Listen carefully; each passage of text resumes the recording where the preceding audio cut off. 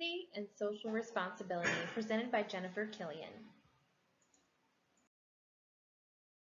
What is empathy? Empathy is an other-oriented emotional response elicited by and congruent with the perceived welfare of a person in need, forming a potent source of motivation to help relieve the empathy-inducing need. In short, it is putting yourself in the other person's shoes.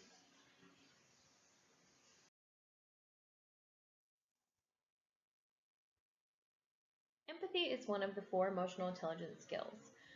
Empathy is where you put yourself into another person's shoes, so to speak. You try to understand the world from another's perspective. Empathy is a form of self-management. When you empathize, you are managing your emotions to consider a different viewpoint. You must be self-aware enough to control your emotions, to stop and consider another viewpoint as well. That's how empathy is intertwined within the four emotional intelligence skills. Empathy's role in emotional intelligence. Understanding what others are feeling helps to motivate and inspire others. Being perceptive to others' feelings helps to realize how other employees perceive you. Corporate philanthropy, decisions, and empathy. Evidence suggests that organizations are increasingly important contributors in times of human needs. In particular, corporate philanthropy decision-asking processes are likely to be infused with empathy. Empathy, associated with feelings like compassion, sympathy, tenderness, and soft-heartedness, refers to other directed emotion aroused in response to the needs of others that elicits caretaking behavior.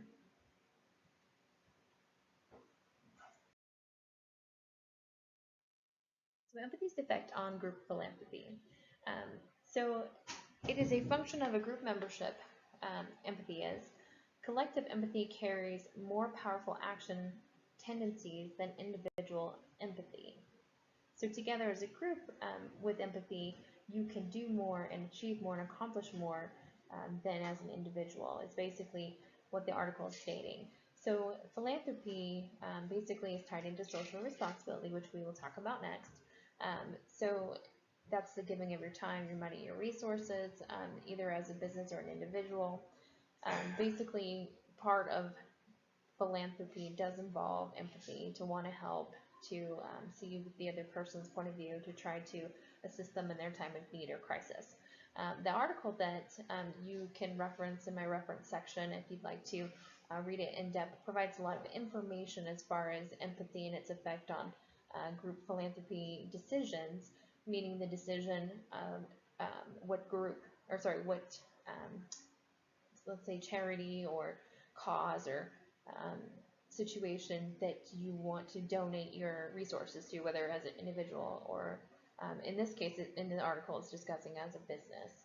So there's lots of really good information, more than I can possibly accomplish in this short slide, but I do recommend looking into this article that's located in my reference section to learn a little bit more about what it's going into as far as empathy and its effect on philanthropy.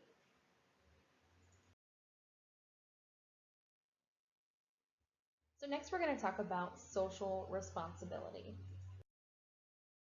What is social responsibility? So social responsibility, in short, is the responsibility to do no harm. What does that mean exactly? So examples of social responsibilities for businesses means the responsibility, for instance, to protect the environment, to protect the community, the stakeholders, which also includes the community, to contribute to a community. But also philanthropy is listed there as well, volunteering your time, money, and other resources.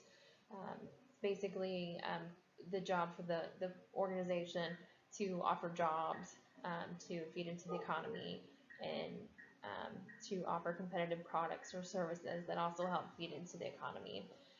And then basically social responsibility is a big part of business ethics. You probably have taken a course before in that. Regardless, it's, if you really sum it down, it's doing the right things for the right reasons when you're looking at business ethics.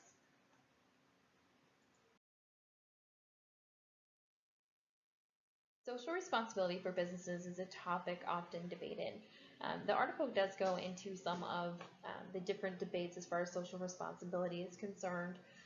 So due to the time constraints, we're just going to touch on a few just brief information about kind of what the topics are being debated. There's a lot of debate about the role of the business and the organization. Do corporations owe social responsibility? And at what point is their social responsibility reached an end? Is there an end to it? At what point should they be expected to be responsible even to the harm of their own organization? I mean, there's just different aspects. It seems that in this article specifically, it talks about how the corporate or the businesses are taking on the role of the states.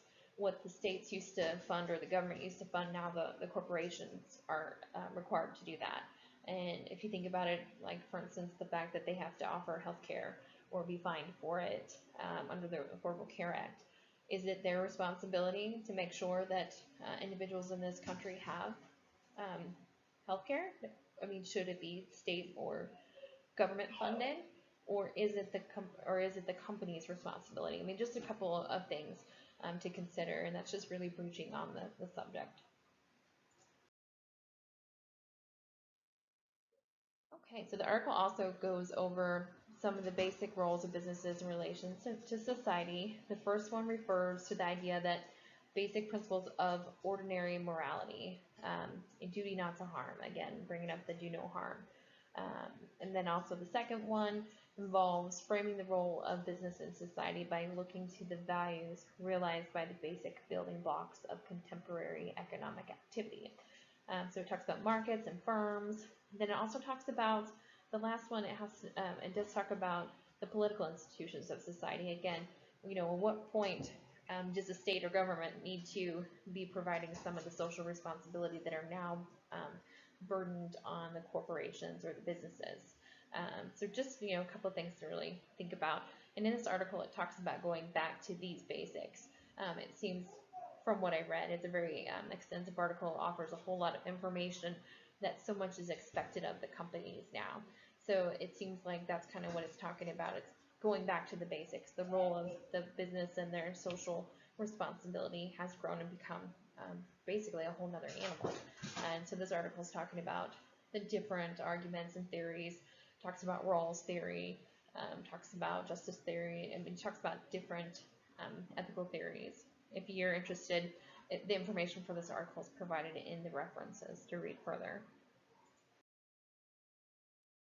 So one of the major objections to social responsibility, I just listed it here.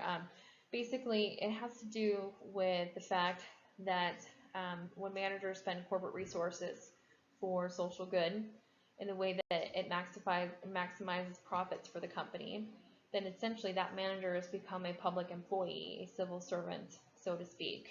And then if they are civil servants, then technically they should be elected through the political process. And then, according to Friedman, he says that managers are agents of shareholders, and shareholders are presumed to want to maximize profits by diverting corporate resources to activities that benefit society at the expense of profits. So in a way, managers in effect impose a tax on shareholders that is then spent to benefit the greater public. So taxation and its expenditure are matters of legislation, thereby giving rise to Friedman's objection.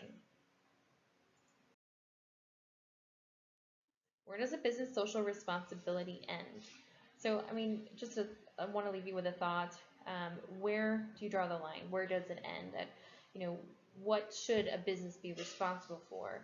And then even if you thought about it as an individual, where does your responsibility end? So, I mean, it's kind of the same for both the business and the individual. We all have our responsibilities to society, but where does it end? Where are you released from that responsibility? There's lots of arguments, debates, and theories about that. So just wanted to leave you with that thought-provoking question to think about for yourself and to examine further for yourself. Summary. Empathy and social responsibility, they're interrelated. You have to have empathy as far as social responsibility is concerned, to donate your time and resources. And then on top of it, being socially responsible probably creates empathy if you think about it. Being able to help out with a cause and to see what it's like to live on the other side. Social responsibility is the notion to do no harm, in summary, and empathy is putting yourself into someone else's shoes.